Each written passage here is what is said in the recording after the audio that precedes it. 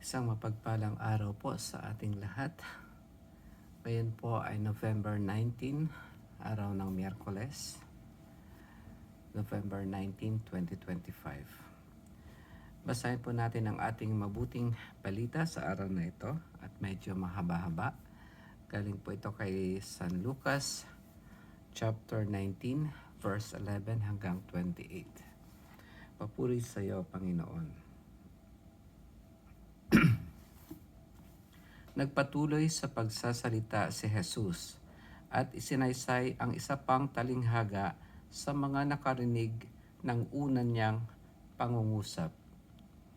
Ginawa niya ito sapagkat malapit na siya sa Jerusalem at ang akala ng mga tao ay itatatag na ang kaharian ng Diyos. Sabi niya, may isang mahal na taong nagtungo sa malayong lupain upang gawing hari at magbalik pagkatapos niyon. Bago siya umalis, tinawag niya ang 10 sa kanyang mga alipin. Binigyan niya ang mga ito ng tig-iisang salaping ginto at sinabihan sila, ipangalakal ninyo iyan hanggang sa pagbabalik ko.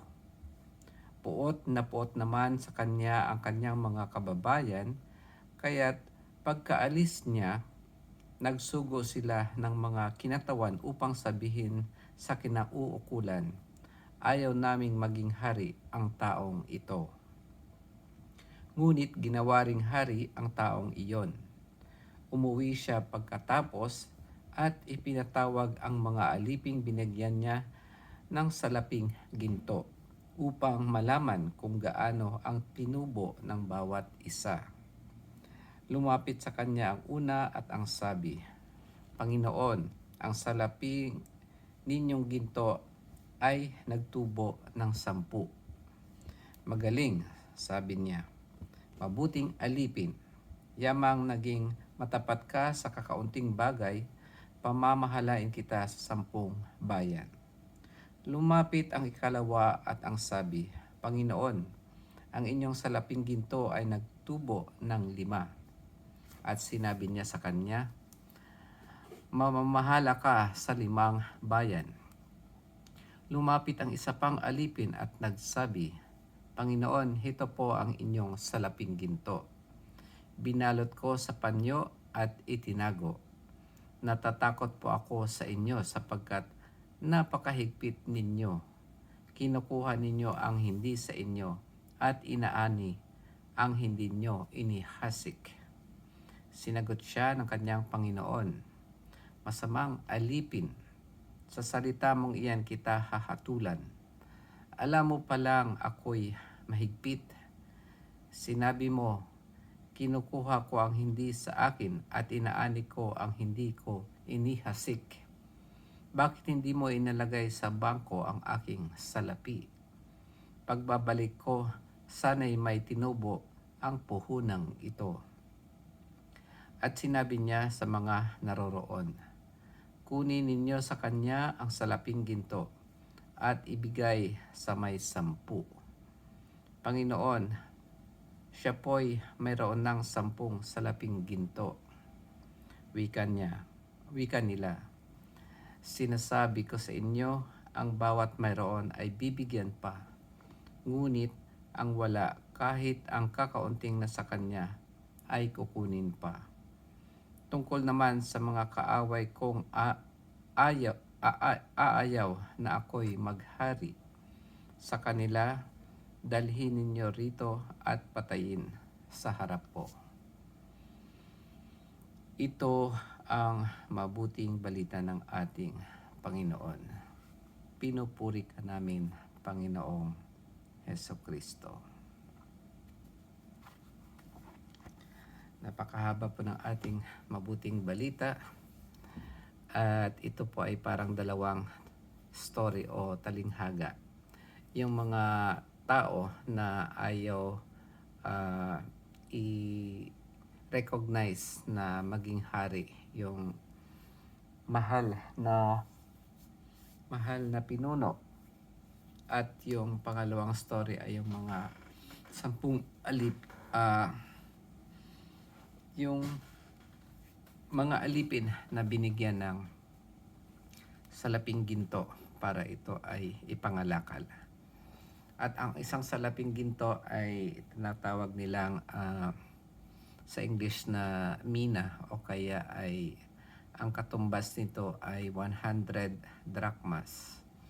Ang 100 drachmas ay katumbas ng 4 na buwan na sahod ng laborer. Ang nakikita ko dito na ipinagkaloob ng Panginoon kung ihahambing natin ito sa ating buhay ay unang-una yung buhay natin. Pareho tayong binigyan ng buhay ng ating Panginoon. Parang pinahiram sa atin ang buhay katulad din ng salaping ginto. Pare-pareho lahat ang halaga at ganun din ang ating buhay. Ngayon, sa pagbabalik ng ating Panginoon, ano ba ang ginawa natin sa ating buhay? Ito ba ay ginamit ba natin ang ating buhay dito sa mundo ng may kabuluhan o wala?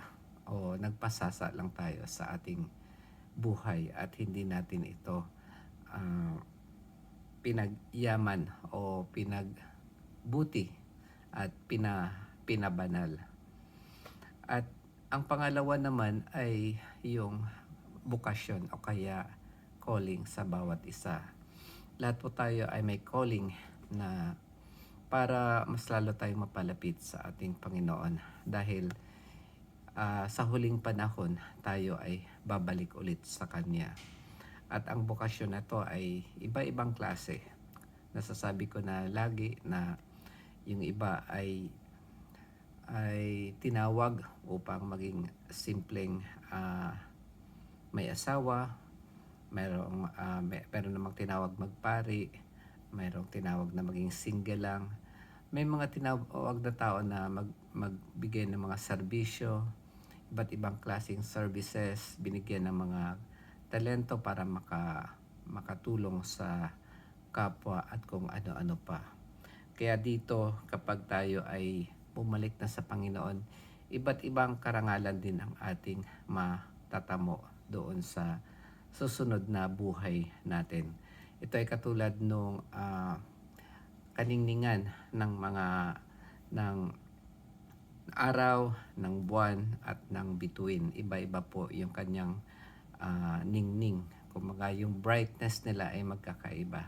Ganun din naman sa pagdating ng panahon na tayo ay babalik sa ating Amang nasa langit. Ibang-ibang rank ang ating matatamo o iba't ibang reward. Depende sa grasya na ating tinanggap. Kung ang grasya na tinanggap natin ay ginamit natin o tayo ay sumunod doon or sa grasya na ipinagkaloob sa atin ng Panginoon at ang kalooban natin ay sumunod sa Panginoon sa kanyang bokasyon na ibinigay sa atin, doon masusukat kung anong klaseng mga reward ang marireceive natin.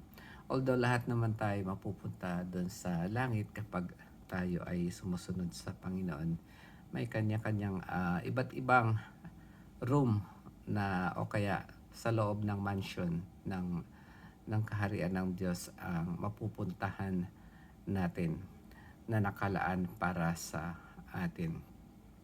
Kaya yun po ang aking mababahagi sa araw na ito.